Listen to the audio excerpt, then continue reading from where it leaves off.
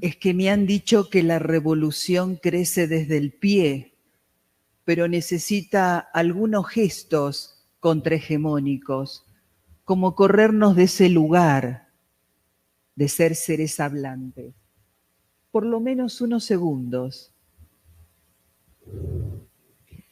Llego aquí con gratitud por la invitación de Adida, Usdidea Asdem, esta unión de sindicatos.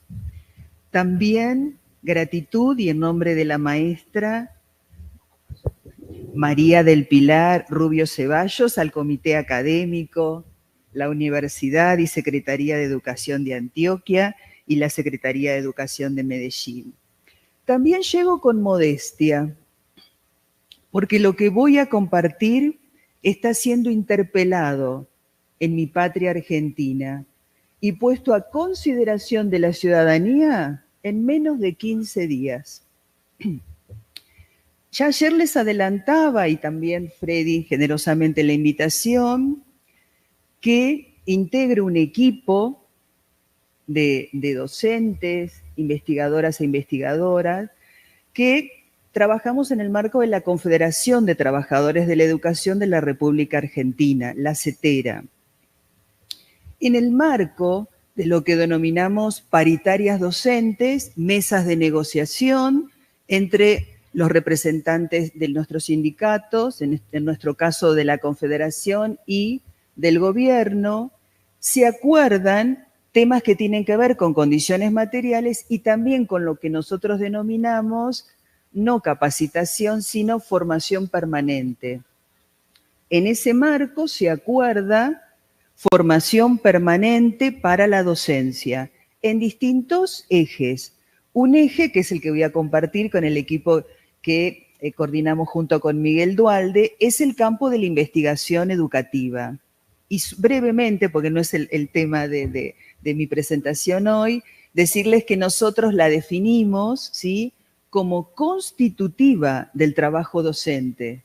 Esa es nuestra definición hasta ahora, ¿sí?, y sobre la cual militamos y es nuestra posición a la vez teórica. Les propongo acercarnos a la orilla de un río, ir para estar, animarnos para intentar escuchar lo que tiembla y nos susurra, respirar su atmósfera y sentirnos parte de él, parte de la vida. En estos días, en Buenos Aires, la ciudad donde vivo, está sucediendo una obra de teatro de las hermanas Marul, que lleva por nombre Lo que el río hace. Quizás parte de la atracción que tiene el guión resulte de la invitación a sentirnos río. Y ellas así lo explican. Vengo al río, no vengo a mirar el río. Cuando vengo a mirar el mar, me siento lejos, porque me ignora. Su fuerza me atemoriza, su ego me indigna. Sin embargo, al río no vengo a mirar nada. Podría venir a morir, a dormir o simplemente a cerrar los ojos. Me siento acá y siento el olor que tiene el mundo cuando estoy a salvo. Entierro los pies en la arena como si fuera una frazada vieja y el río no me mira, no me interroga. Nos quedamos juntos como si fuéramos dos amigas. Aquí hay un río, el río Aburrá Medellín, y por lo que pude leer, algunos de ustedes están interesados en entablar con él una relación de amistad. El río puede inspirar canciones, y ello le sucedió a un músico y compositor argentino, Jorge van der Mole. Les voy a proponer que nos animemos a escucharlo. Es un recorte breve de 2 minutos 48 segundos y está subtitulado. Por favor.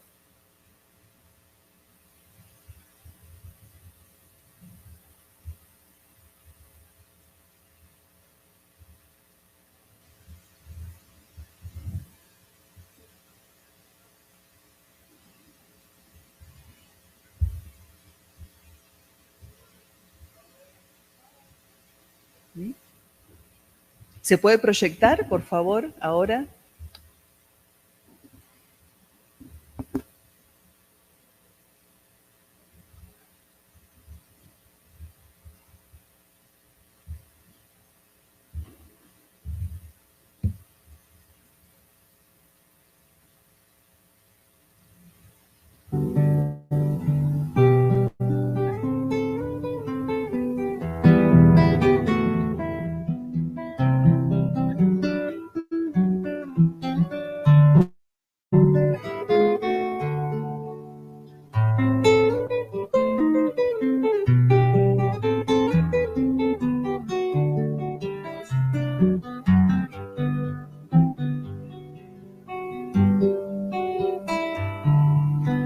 Soy de la orilla brava del agua turbia y la correntada que baja hermosa por su barrosa profundidad.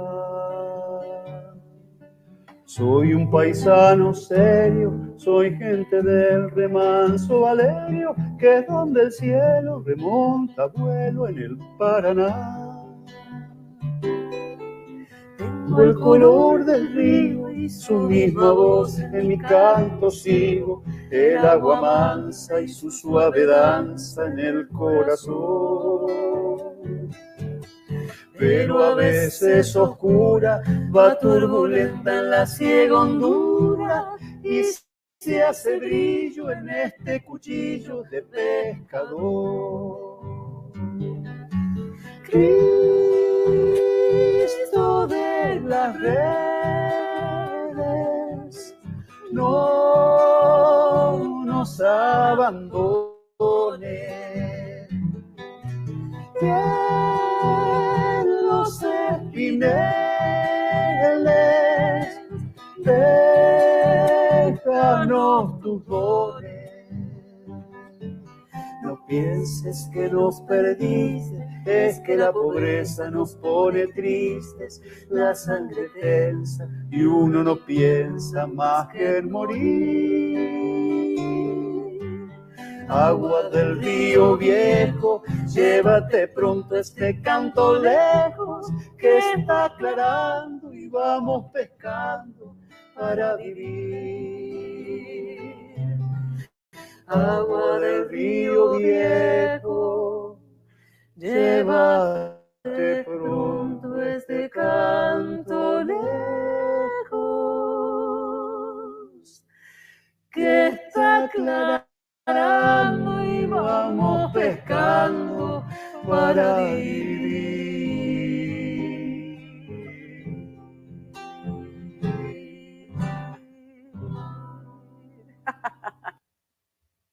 Muchas gracias.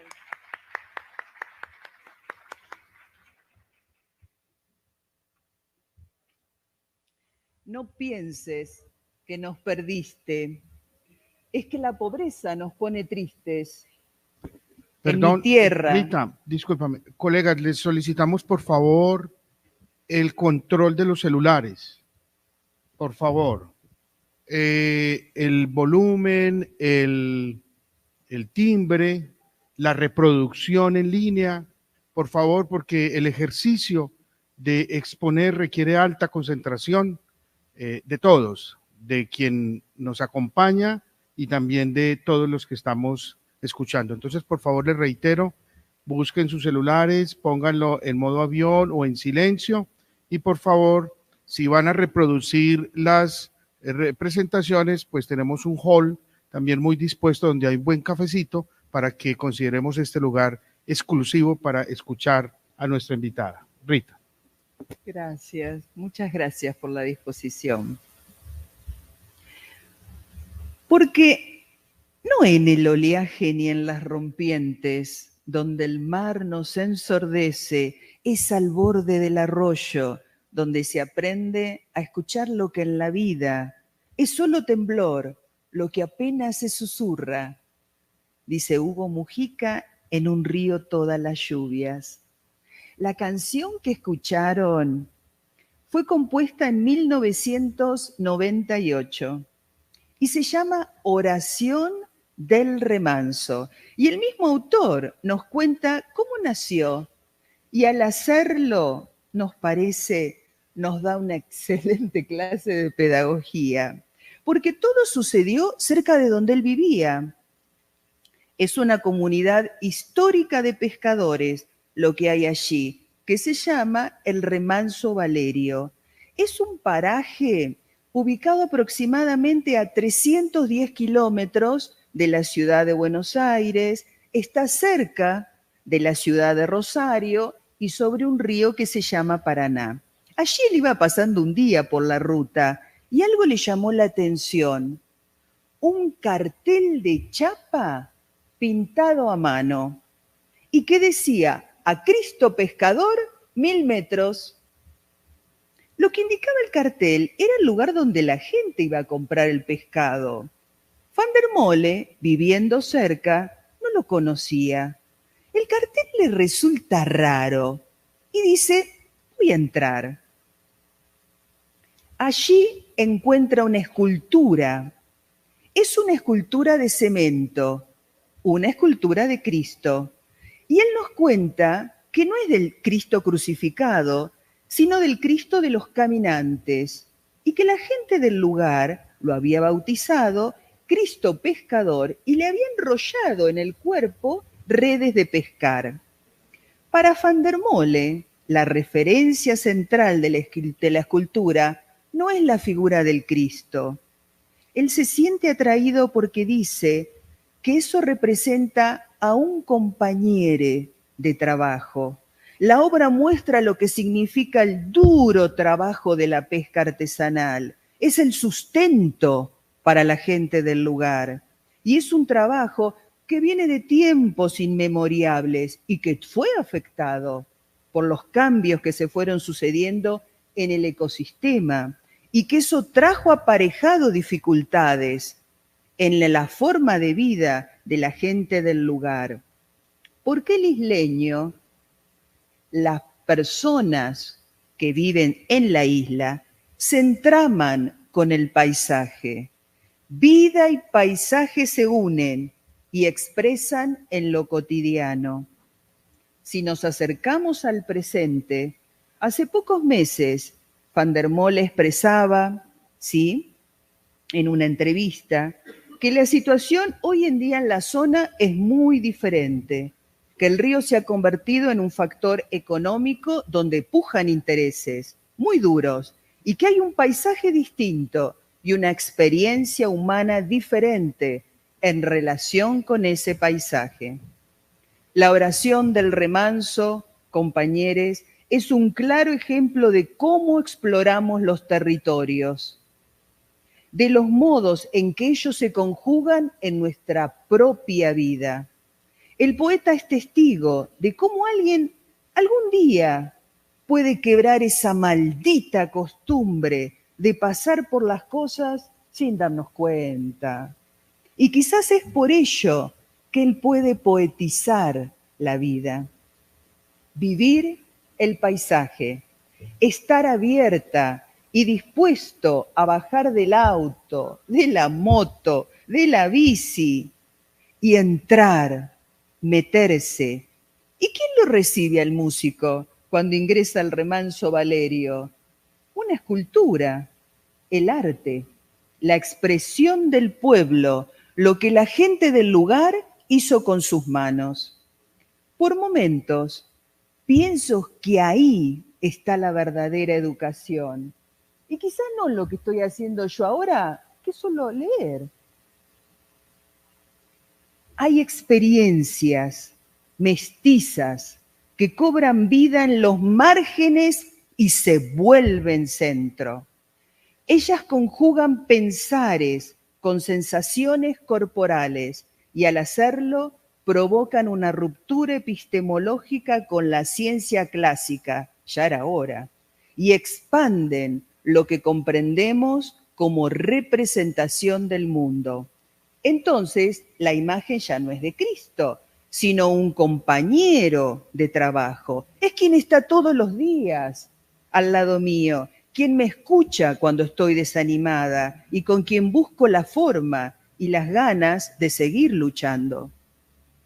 Las comunidades se relacionan con su paisaje y al hacerlo escriben un tipo particular de experiencia humana. Los territorios tienen lugar en la vida de los pueblos, el arte también. En la docencia sucede algo parecido. Es cuando nos detenemos ante lo más próximo para reconocerlo, nombrarlo, darle espacio y sacarlo con ese giro de que sea un saber negado. Entonces, lo más importante no es quizás recordar el nombre de los ríos, sino lo que significan para la gente. Y no estamos diciendo románticamente que la tarea es sencilla. Hace poco Horacio, un profesor, escribía en un espacio de formación que él hacía 20 años que vivía cerca de una comunidad de pueblos originarios, pero que su mirada era eurocéntrica y que él no tenía ni idea de cómo esa gente pensaba. Y otro profesor también se sinceró y dijo, ahora que soy padre, se complica mucho más. ¿Por qué? Porque tengo que buscar un balance con lo que le voy a transmitir a mis hijas. Yo vivo en una región del norte argentino, dice, y ahí se convive cotidianamente con diferentes culturas y visiones del mundo. Y son tantas que no me permiten que construya una identidad colectiva. No necesariamente lo que comparta tiene que sucederles a ustedes y va a ser muy bello que después intercambiemos. Porque podemos elegir vivir el paisaje y también desechar estos saberes. Si elegimos lo primero, nos dice Ailton Krenak, un chamán indígena, filósofo y ambientalista de Brasil, la conciencia de estar vivos nos atravesará de tal modo que seremos capaces de sentir que el río, el viento y las nubes son nuestro espejo en la vida, porque somos con otras personas, pero también con lo otro. Por ello, un filósofo de mi tierra, Rodolfo Kusch, que se peleó fuertemente y discutió con la academia, sostenía que el pensamiento gravita en un lugar, está profundamente arraigado en el suelo que habitamos. Y eso parecería ser distinto a ser un maestre con los pies de barro, como decíamos ayer aquí. Es el suelo de nuestra América, donde existe una sabiduría que no solo es situada, sino también una sabiduría sensorial, una sabiduría que algunos intereses quieren sitiar. Una sabiduría que es un saber de vida, diferente al que puede expresar la burguesía europea que organizó el saqueo de estas tierras.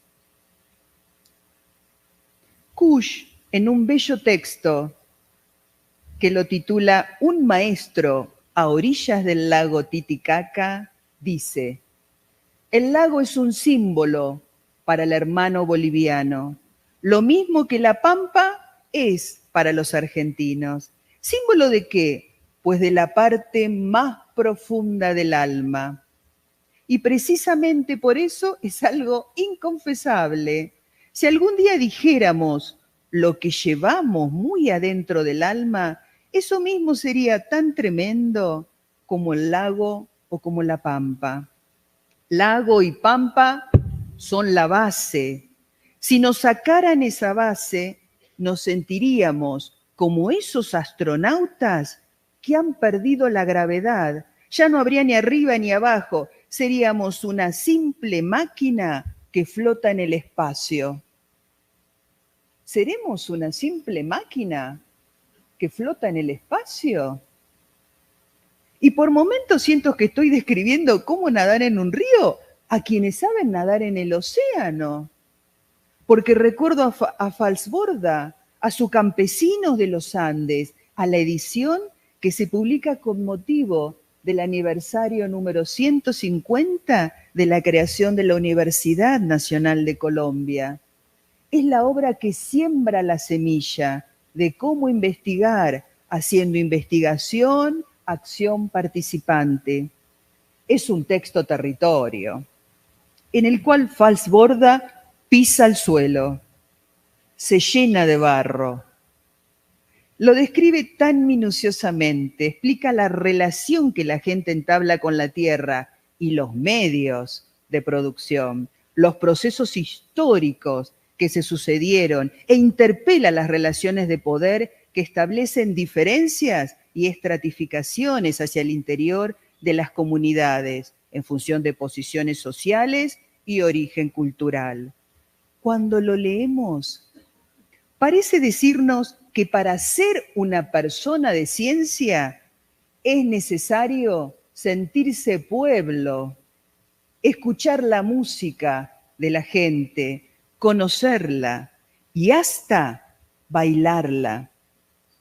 A tal punto es así que un dato nos llama la atención. En esa edición, en una nota al pie del prólogo, en la página 9, se deja testimonio de la creación por parte de Falsborda de una obra musical, el Himno a la Paz. Quizás podríamos entonarlo. ¿Alguien lo conoce? En sus propias palabras, nos dice Falsborda: crecí en ese ambiente plácido de la confianza mutua y del dejadismo, con ese etos expansivo y tolerante, constitutivo por valores fundantes, integrado por nuestros pueblos originarios. Fui al exterior a estudiar y regresé a Barranquilla en 1948, justo a tiempo para sentir el grave impacto del 9 de abril. Respondí a la tragedia con un recurso recóndito que hallé en el etos costeño, la música. Compuse entonces en un viejo piano de la iglesia presbiteriana de la calle del Sello una pequeña cantata para coro mixto que titulé Mensaje a Colombia. Era una ingenua y patriótica invitación a los colombianos para volver por los senderos de la paz. Comprendemos que el primer paso del viaje hacia el rigor académico y científico de una propuesta de formación docente es pisar el suelo, sentipensar con la gente, sentirnos parte del ambiente, convocarlo, pero no para hacerlo callar, sino para dejarnos afectar por sus melodías, para ampliar los márgenes de nuestra comprensión y poder captar el arte y lo estético que yace en esa forma de vinculación. Entonces estaremos tomando distancia de propuestas de capacitación, porque no son formación, que son bancarias, que nos enmudecen, que nos desensibilizan. Y entonces solo buscan un entrenamiento técnico. Y nosotros lo que buscamos es una concepción de la educación diferente. Quizás no es casualidad ayer que en la mesa de la tarde el gran debate fue por el sentido que tienen nuestras palabras. Porque como nombra la educadora argentina Graciela Frigerio, la concepción de educación que queremos es aquella que busca un mundo de humanos. Su sentido está relacionado tanto con el destino de los sujetos como con el futuro de la sociedad. Y con esta opción, que como muy bien decía ayer el doctor Martínez Boom, es ética, tomamos distancia de comprender lo educativo en función de determinados criterios tecnocráticos. Porque ya sabemos que no se nace a una vida a través de la biología, sino a través de las experiencias que conforman nuestra biografía. Por ello, en educación, el sentido que tiene el otro es más que significativo. Es la responsabilidad que tenemos de verlo, reconocerla, escuchar su voz y colaborar especialmente para que se sienta parte del mundo. Solicitar su voz sin condicionar su libertad. Esa libertad que le garantice la posibilidad, es su derecho, de preservar, interpelar o transformar lo que recibe. Para que exista un mundo de humanos, se requiere una escuela como lugar de la palabra. Eso solía decir una maestra sindicalista argentina, Estela Maldonado. Fue secretaria general de la CETERA durante 2004 y 2017, el año en que falleció. Y ella agregaba, una escuela como lugar de la palabra es una escuela donde hablan más los chicos que los docentes. Que hablen y tomen la palabra. Escuelas donde las conversaciones se respiren, se vivan y asuman la forma de publicaciones, debates, proyectos radiales u otras cosas. En Argentina, la Ley de Educación número 26.206, que se sancionó en el 2006, establece que la educación y el conocimiento son un derecho social y un bien público, y el Estado es su garante. Nos produce una gran alegría leer en la exposición de motivos de la ley estatutaria sobre los esfuerzos que están haciendo para regular aquí el derecho a la educación. También de que historias de vida como las que se retratan en Paco Yunque de César Vallejo tienen fecha de vencimiento en nuestras patrias. Asimismo, el derecho a la educación en la agenda actual se articula con la necesaria defensa del derecho a la salud, a un ambiente sano, con el derecho a la tierra y el derecho que tiene toda persona que ha sido víctima de delito y de violencia a recibir asistencia del Estado. Esta tarea, que exige una convivencia democrática, es colectiva y requiere de un trabajo en continuum, porque existen intereses que pujan en otra dirección, que se presentan elecciones para tener representantes en los congresos y, en el peor de los casos, en las propias presidencias de los países. Por eso nos necesitamos docencia, pedagogas, investigadores, investigadoras, comunidad y sindicatos. En mi país tiene historia la voz de la docencia agremiada, en particular porque clama y vocifera con todas sus cuerpas la importancia de pensar el derecho social en el marco de una concepción de los derechos humanos. Así lo expresaba Estela Maldonado y sostenía que era necesario un rediseño de la escuela pública en función de 3 ejes estructurantes, los cuales podrían pensarse como líneas programáticas de la formación docente. Ellos son el ejercicio de los derechos humanos, el conflicto social como parte del diseño curricular y el desarrollo de experiencias de micropolítica en y desde la escuela. Primer eje de la formación docente, el ejercicio de los derechos humanos. El ser humano tiene una necesidad fundamental, que es comprender el mundo, organizarlo y darle un sentido al caos de los acontecimientos que se viven. Y ello solo es posible si se tiene conocimiento del pasado, porque aunque no lo recordemos, estamos hechos del pasado. Traerlo a presente como camino de recuperación de la memoria es el modo de comenzar a conocernos, de abrir la posibilidad de transformar el presente a la luz del pasado. De cómo los acontecimientos del pasado pueden transformar el presente, encontramos un claro ejemplo en la Pirca, y me parece que vi alguna aquí en Medellín. Pirca es una palabra que viene del quechua, de las poblaciones que habitaron los Andes. Y su significado es pared. Las pircas son montículos de piedras apiladas que se usaban para señalizar el camino. La usaban los que habitaban ancestralmente estas tierras. Hoy en día, especialmente en quienes practican senderismo, las pircas constituyen una señal y encierran un mensaje. Hay un camino por delante. Es más, quien llega a ella puede colaborar sumando su parte, otra piedra, para que perdure esa ayuda hacia otras personas. Entonces la pirca puede asumir la forma de un saber anónimo. No hacen falta normas APAS para la citación. Es un saber anónimo y colectivo que es parte del ambiente y que nos ayuda a descifrar la vía por dónde continuar. Por ello hay quienes prefieren denominarlas en quechua apachetas.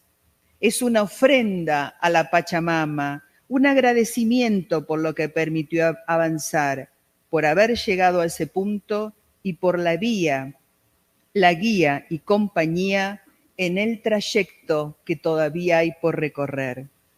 Comprendemos que los desarrollos de la Comisión de la Verdad, la convocatoria a la paz grande, publicaciones que tienen como Cuando los pájaros no cantaban, la escuela, un territorio que resiste a la guerra, que se encuentra en el sitio, esta última, de FECODE, Colombia Adentro, relatos territoriales y entre tantas otras, se vuelven pircas que señalan el camino de memoria, verdad y justicia de nuestra América.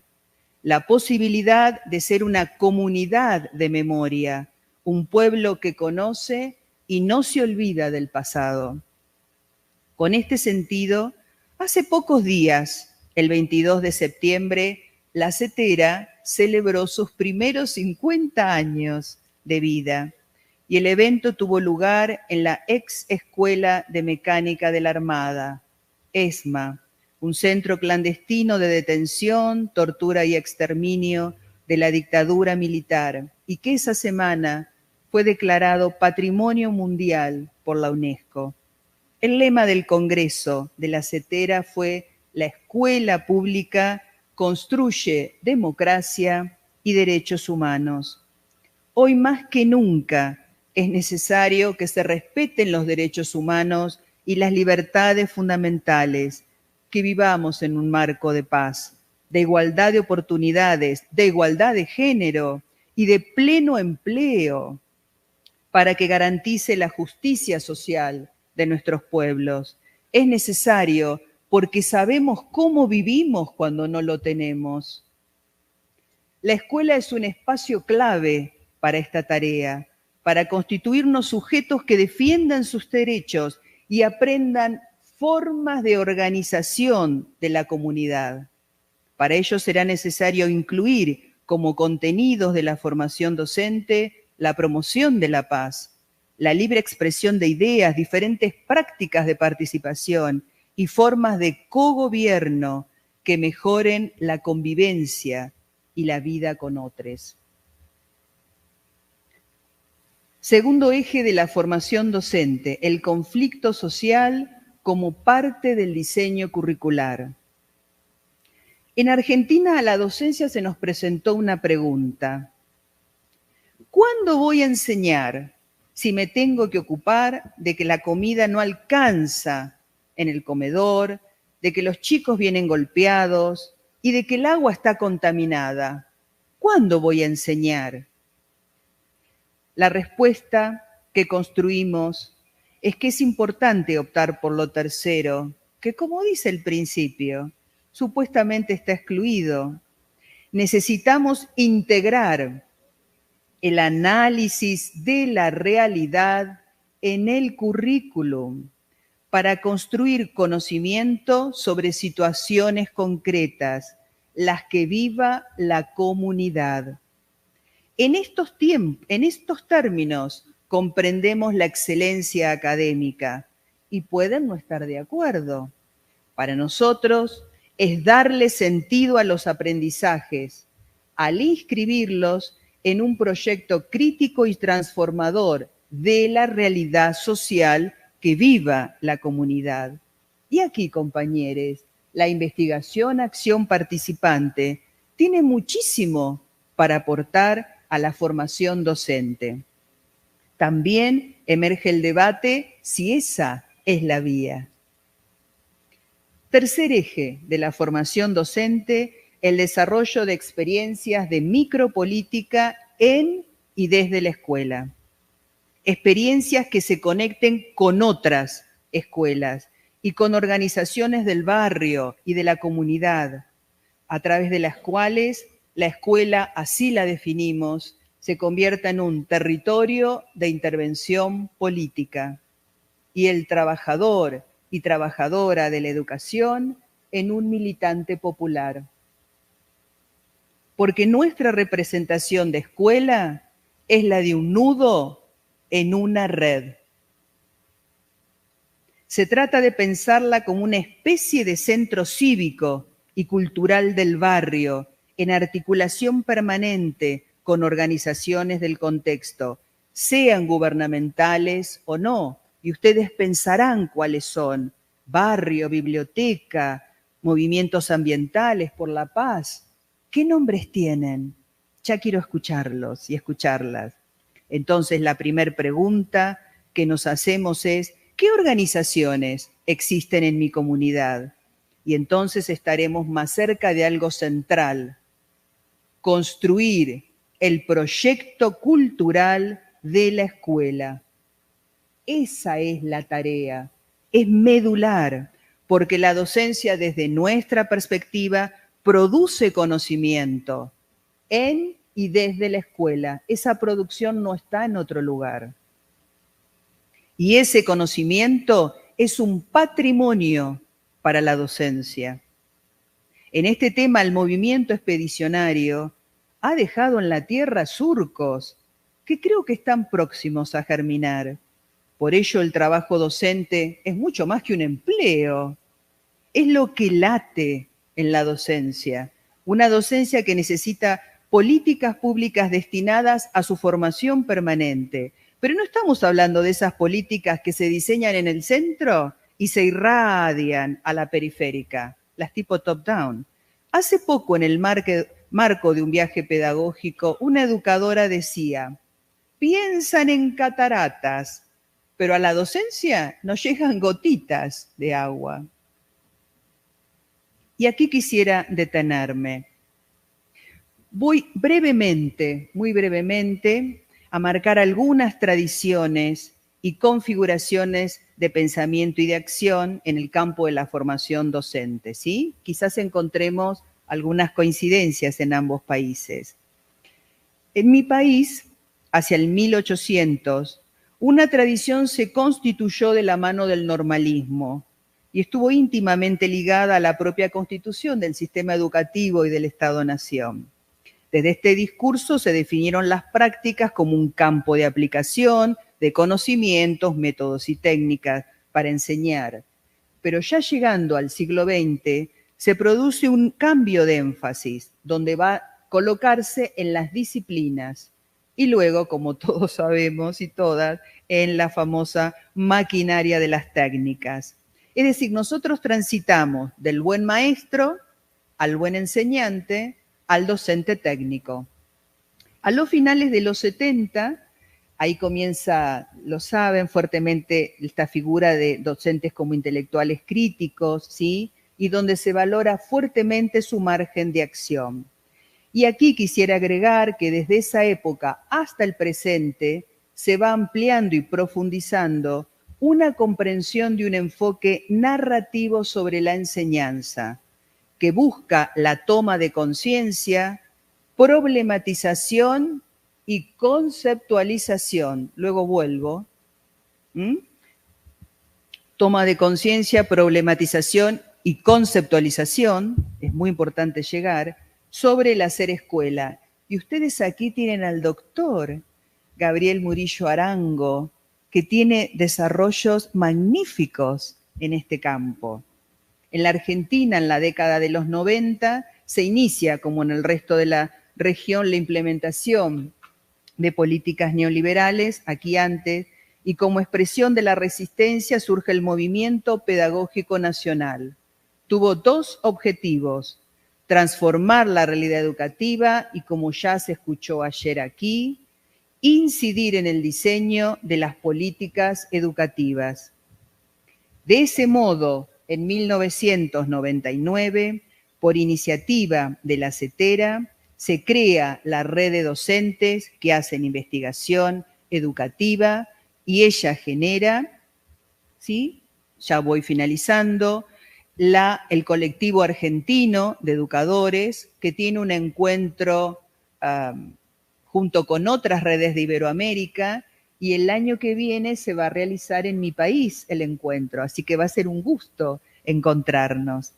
Para nosotros es muy importante que se produzcan nuevas formas de organización colectiva entre los y las educadoras, que sucedan alternativas pedagógicas, que se centren en el reconocimiento de subjetividades que generalmente se las desconsidera y que orientemos así hacia la transformación democrática de las prácticas educativas.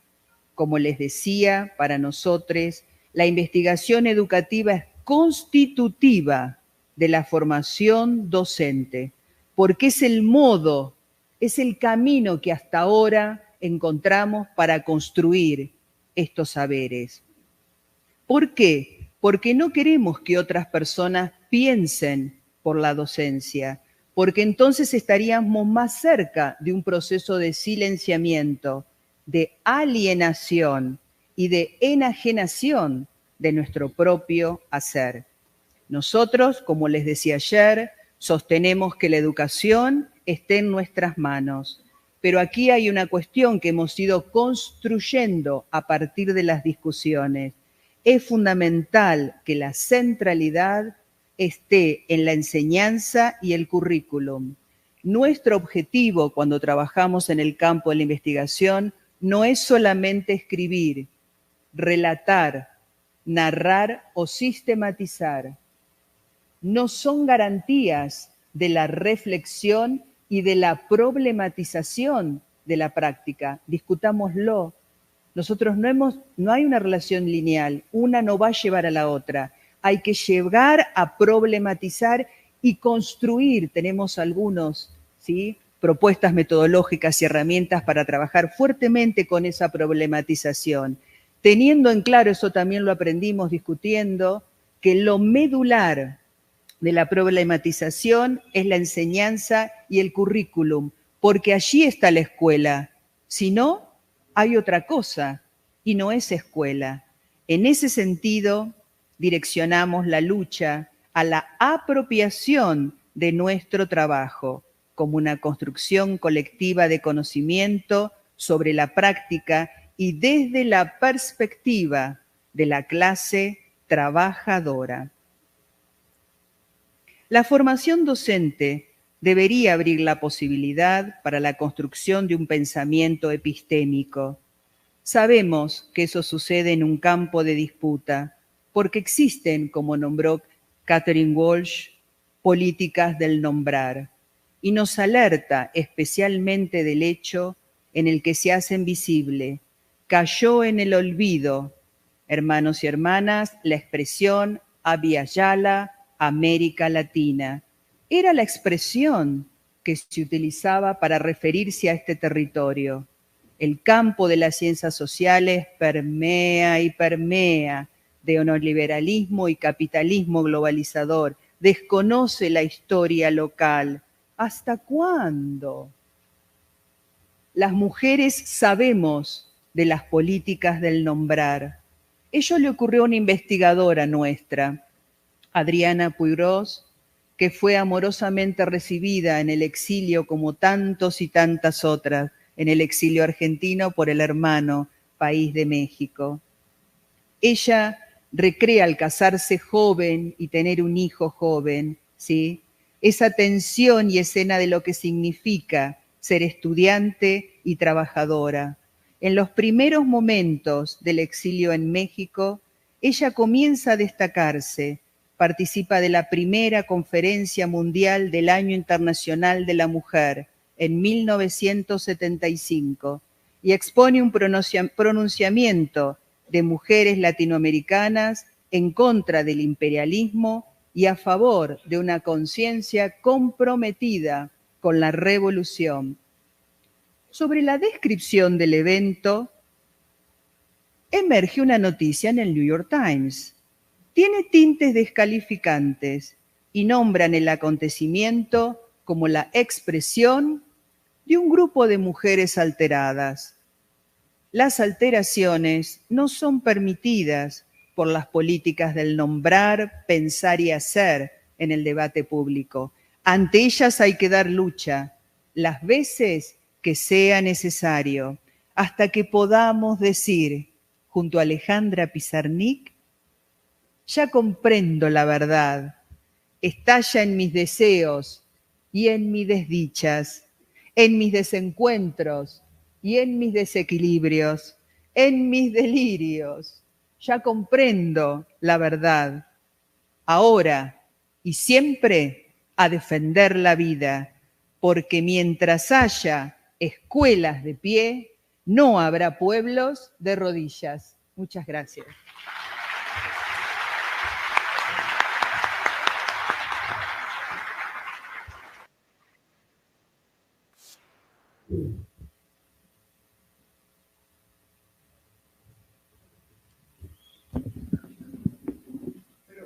La profesora Rita Torquio nos invita a la formación educativa y a la investigación educativa como una militancia de los docentes. No pasar por las cosas sin darnos cuenta, debemos meternos a vivir las experiencias cobrando vida, buscando la esencia de la educación, porque la concepción de educación se debe construir al igual que la escuela. No vivir como paisaje, sino bajándonos y disfrutando lo que pasa a nuestro alrededor. La tarea no es sencilla. No es el concepto, sino la recordación en la memoria, y nos habla que las visiones del mundo nos permite crear comunidad. Entonces, vivamos, experimentemos y construyamos comunidad en este suelo que habitamos. Los docentes vamos en este momento a hacer dos preguntas. Les vamos a pedir el favor que no estamos en transmisión, no vamos a gritar desde el escenario. Los que son dos preguntas que vamos a hacer, se pueden acercar aquí para pasarles el micrófono. Y le pedimos el favor que den su nombre. Y son preguntas, por favor, no son intervenciones, ¿sí? Por favor. No, pero discúlpeme, Gustavo Ruiz, yo sí me voy a pronunciar. ¿Qué hay que hacer para que ese celular deje de sonar? Y para que el otro deje de enviar mensajes. Nadie está exento de que le suene el celular, pero si le sonó, póngalo en silencio. Pero es que es imposible, así es imposible concentrarse. Entonces yo les pido el favor que vamos a asumir con respeto este tipo de ubicaciones acá. Yo sé que ellos no lo pueden hacer porque son los anfitriones y tienen que ser corteses, pero yo sí lo digo con toda firmeza, pues, mérmele a esa vaina, hola. Respete. Empecemos construyendo el respeto en este auditorio. ¿Listo? Entonces, silenciemos, por favor. Lo silencian con la campanita, buscan, abren el celular en la parte de arriba, en la pantalla, abren y ahí hay una campanita, lo cierran y así si usted le llega un mensaje ya no le suena. ¿Listo?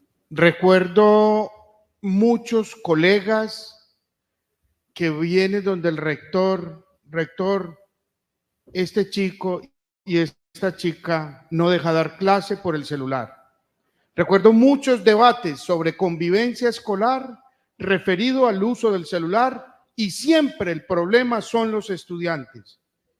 Y quiero recordar que el decreto 1290 del 2009, que reglamenta la evaluación de los aprendizajes, en el artículo 3 tiene 5 propósitos y solo 1 es para la promoción de los estudiantes y 4 son para la evaluación de la institución y los maestros.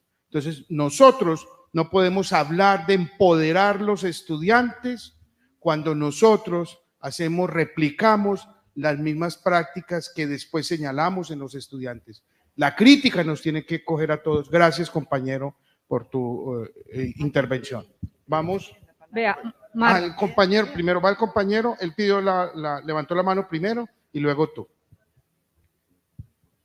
Sí, muy buenos días. Mi nombre es César Augusto Murillo de la Institución Educativa Alfonso López Pumarejo. Inicialmente quiero agradecer pues a los organizadores del evento el permitirnos tener a personas, colegas de tan gran calidad. Quería inicialmente también expresar mi admiración hacia la musicalidad que emplean muchos de los docentes argentinos e investigadores, pues lo digo desde mi experiencia particular con respecto a los que he leído. También de la manera como a través de su discurso aproximan el territorio. Tengo dos preguntas básicamente. La primera tiene que ver con de pronto en estos días que usted ha estado en el evento, profesora Torquio, me gustaría saber qué diferencias ha encontrado, bueno, o también desde su trayectoria académica, si considero pues que si ha tenido la oportunidad de leer a docentes e investigadores colombianos en la manera como nosotros nos aproximamos al territorio y en la manera como el docente argentino, pongámoslo así como en términos generales, se aproxima al mismo. Y la otra tendría que ver como la forma en que usted percibe cómo el docente argentino se deja permear por el territorio para transformar el currículo y si es fácil este tipo de transformación del currículo en el ámbito pues del contexto argentino, teniendo en cuenta pues como el currículo prescrito por las autoridades educativas en su país. Muchas gracias. Bueno, buenos días. Quienes habla Mauricio Rendón, de la Institución Educativa Consejo de Medellín. También para presentarle, pues, agradecerle enormemente a la profesora Rita Torquio por su presencia. También mostrarle, pues, y presentarle nuestras disculpas por nuestros escasos modales, que de alguna manera también como que desnudan nuestras propias miserias.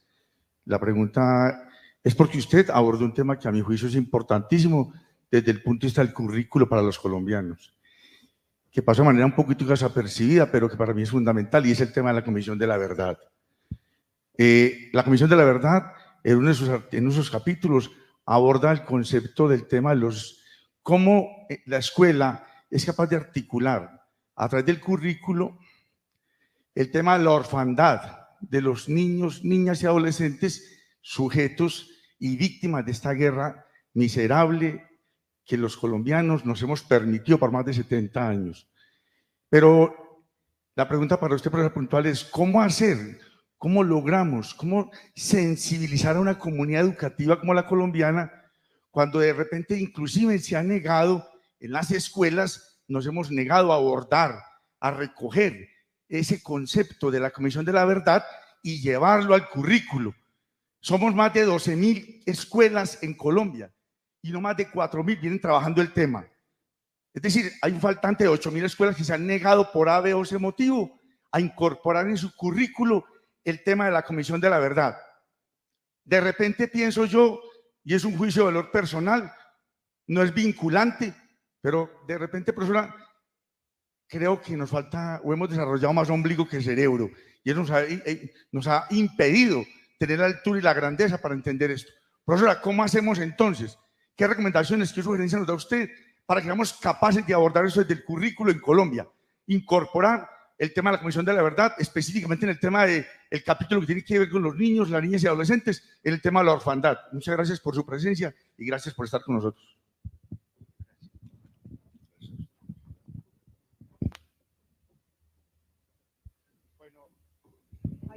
Como toda regla tiene su excepción y en la escuela nos corresponde también ser flexibles, ¿cierto? Entonces hay una tercera pregunta. La escuela no puede ser rigidez, sino flexibilidad.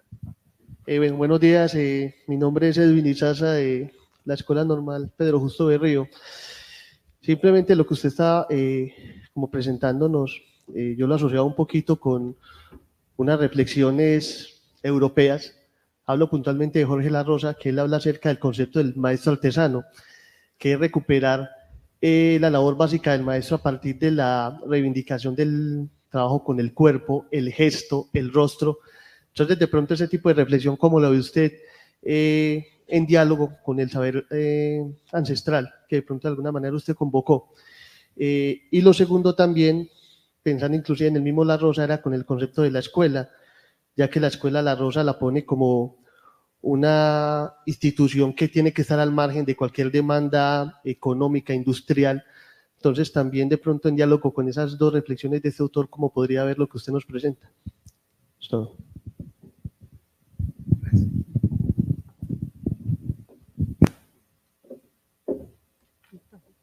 Bueno, muy breve, ¿sí? Quizás volver a colocar el centro que nosotros sostenemos y trabajamos y militamos y escribimos y teorizamos para que las escuelas construyan su proyecto cultural. Ese es el punto de partida. ¿Se acuerdan que les contaba? Concebimos la escuela como nodo de una red. Entonces, uno tiene en el primer trabajo cartográfico, ¿sí?, empezar a desplegar esas conexiones rizomáticas y detectar quiénes son esos otros grupos u organizaciones. Y uno de ellos, por lo menos desde mi trabajo, es la actividad sindical. Es fundamental por la experiencia, por los saberes, los debates, la confrontación, el trabajo con los problemas, los procesos de negociación, ¿sí?, que se tiene, la escucha, ¿sí?, y cuando eso se va perdiendo, la importancia de poder recuperarlo. Así que lo central, diría, es el proyecto cultural que define la escuela como nodo de una red y que se articula, como les proponía, pero era también para abrirlo, si podemos seguirlo discutiendo, sobre 3 ejes. Un eje es en relación con lo que decía Mauricio, son los derechos humanos, tanto de la formación docente como de ese proyecto cultural de la escuela. El segundo es el conflicto social y el tercero son estas experiencias de micropolítica.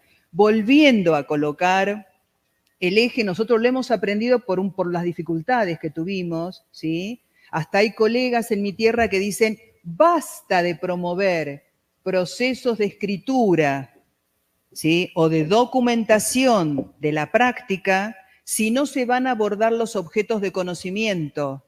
Es un mal camino por ahí. Nosotros tenemos ahí una muy fuerte discusión. Con mi grupo acordamos que la escritura no garantiza reflexión, no garantiza problematización. Hay que trabajar metodológicamente para llegar y hay que problematizar los objetos de conocimiento. Es la pedagogía, es la didáctica, es esta propuesta, es esta práctica desde el suelo, con la comunidad, con los saberes ancestrales, con la cátedra de la madre tierra. ¿Desde dónde? ¿Sí? Y yo lamento, y acá termino, los niveles de prescripción que sienten en la tarea. Es mi percepción. No puedo hacer un trabajo de políticas educativas comparadas, compréndanme, compañeros, pero sí lamento y siento como maestra ese nivel de prescripción. Es un contrasentido, es como ser espontáneo. Nadie puede obligar a otra persona a que problematice su hacer. Hay que encontrar el sentido y nadie nos ata ni nos va a robar la posibilidad de hacerlo. Eso es una convicción personal. En mi tierra decimos, no hay que macanearse, ¿eh? Eso está en nuestras manos. Uno decide o no porque siempre es un ser en circunstancias, ¿sí? Muchas gracias.